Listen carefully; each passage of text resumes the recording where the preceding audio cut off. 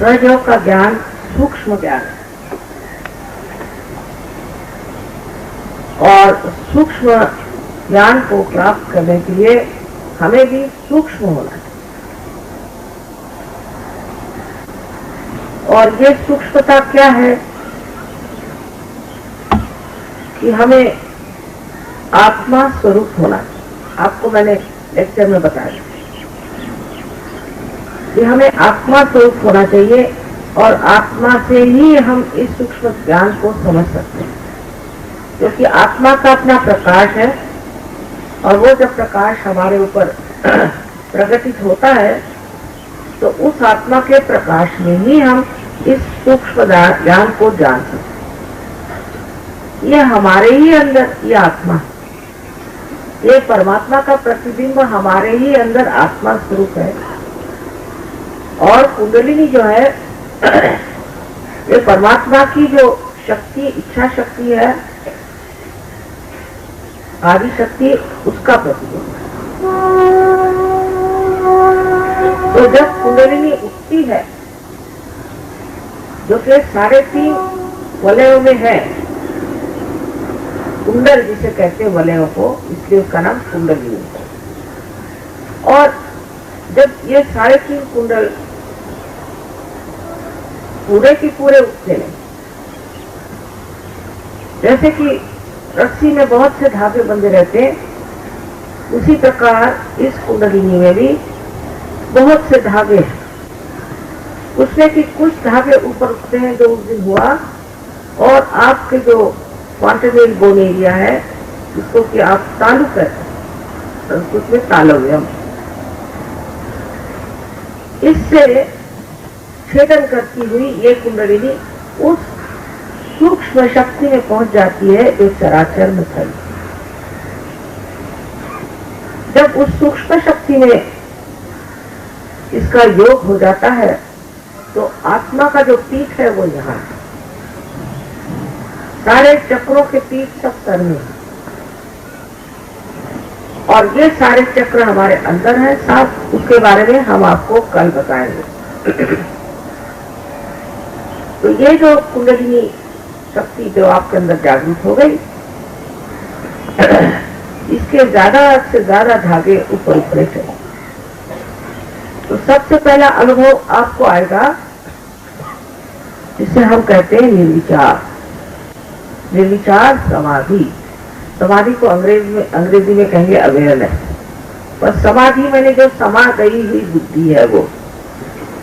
तो पहले जब बुद्धि समाती है इस योग में, इस नए आयाम में, इस नई धारणा में, इस ब्रह्म चैतन्य में, उस वक्त समाधि कहते हैं। लेकिन वो समाधि जो है प्रथम आपको निर्विचार समाधि के रूप में प्राप्त हो। हठात आप देखेंगे आप निर्विचार हो। अब जब हम विचार करते हैं तो हम या तो आगे का विचार करते हैं, भविष्य का, या तो पीछे का यानी भूत का। लेकिन आज अभी इस वक्त वर्तमान है, वर्तमान में हम खड़े नहीं हो सकते। और जब तक हम वर्तमान में नहीं रहेंगे तब तक हमारी आध्यात्मिक उन्नति हो नहीं सकती, क्योंकि जो पीछा था गत वो तो खत्म हो गया और आगे का तो अभी है ही नहीं। पता नहीं क्या है, न जाने भविष्य क्या है, और जो भूत था वो खत्म हो गया। तो असलियत है वो है वर्तमान, ये समझ।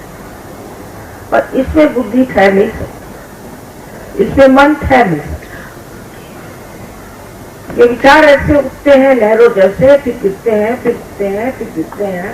पूरी समय हम इसी आंदोलन में उठते रहते, कभी इसके शिखर पे, इसके कष्ट पे दौड़ते रहते। आज ये विचार आया तो कल ये विचार आया तो परसों ये विचार आया। लेकिन जब कुंडलिनी आपकी चलती है तो क्या होता है कि विचार लंबा खिंच हो जाता है। इन दोनों विचारों के बीच में जो स्थान है उसे विलंब कहते हैं।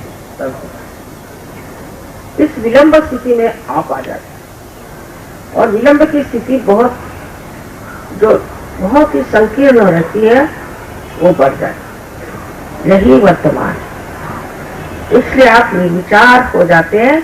लेकिन समाधि माने आप पूरी तरह से सतर्क, बेशुद्ध अवस्था में नहीं जाते, आप सुप्तावस्था में नहीं जाते,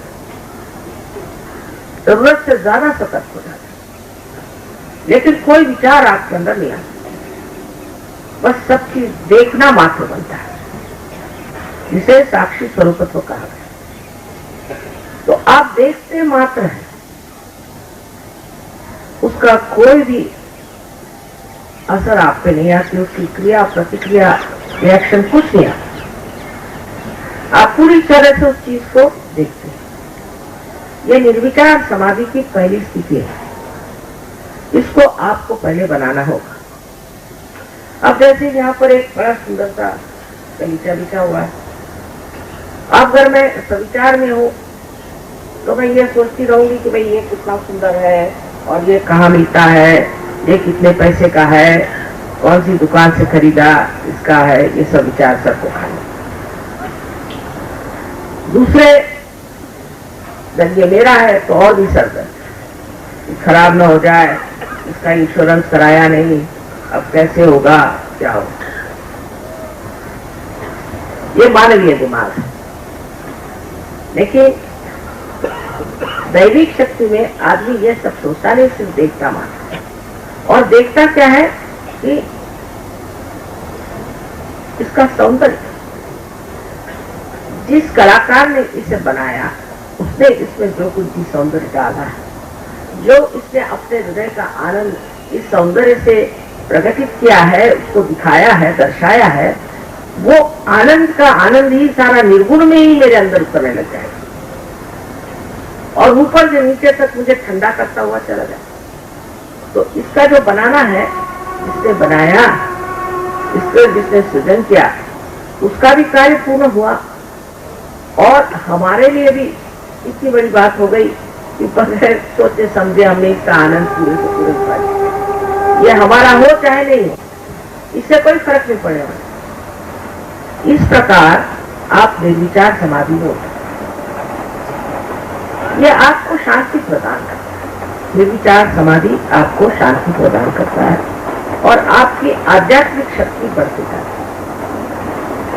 जब आपकी आध्यात्मिक शक्ति बढ़ जाती है तो आपकी सृजन शक्ति भी बढ़ जाती है और ये जो सृजन शक्ति बढ़ेगी, इस शक्ति से आप अनेक कार्य कर सकते हैं। हठात उसमें कोई मेहनत नहीं, स्पॉन्टेनियस, सहज। जैसे एक साहब है, बड़े गणितज्ञ थे और उनको कुछ भी भाषा में कोई खास दखल नहीं थी, भाषा का जानते नहीं, वो सहज में ही आए और कविताएं बनने लगे और उर्दू में भी और हिंदी में भी, मराठी में भी, अंग्रेजी में कविता करने लगे। तो ये कोई भूत चेष्टा नहीं, ये आप ही के अंदर छिपी हुई एक शक्ति है सृजन की, उसने आपको छू दिया। अब आप अनायास सहज में करने लगे और इतने जोर से कर रहे हैं कि उनके समझ में नहीं आता क्या करें। हमेशा एक इसका फोन साथ में रखते हैं और इस कदर बेचैनी होती कि जब तक वो कहे नहीं तब तक उनको चैन नहीं आए। ऐसे अनेक तरह के कवि हमारे यहाँ हो गए, अनेक तरह के कलाकार हो गए। अपने हिंदुस्तान के बहुत बड़े बड़े जो आप माने हुए लोग हैं, जिनको हम बड़े बड़े कलाकार जानते हैं, सहज के ही माध्यम से बहुत कलाकार, अमजद अली साहब हैं, सिफात हुसैन खान साहब हैं, अल्लाह रखा के लड़के हैं, बहुत से लोग। उसी प्रकार अपने यहाँ अब यहाँ देबू चौधरी साहब हैं और जाने कितने ही ऐसे है लोग जिनको कि सहयोग से फायदा। और वो कहते पता नहीं क्या, आप सामने बैठने साथ हाथ हमारा चलने लग जाता है, एकदम से समझ में नहीं आता। जो रात कभी बजाए नहीं वो भी हम बजाते हैं।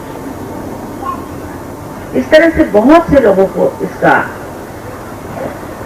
एक अजीब तरह का फायदा हुआ, जो बहुत साल गुरुओं के पास मेहनत करने से भी नहीं हुई।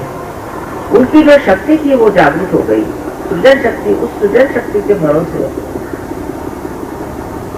न जाने वो कहां से कहां पहुंच गया।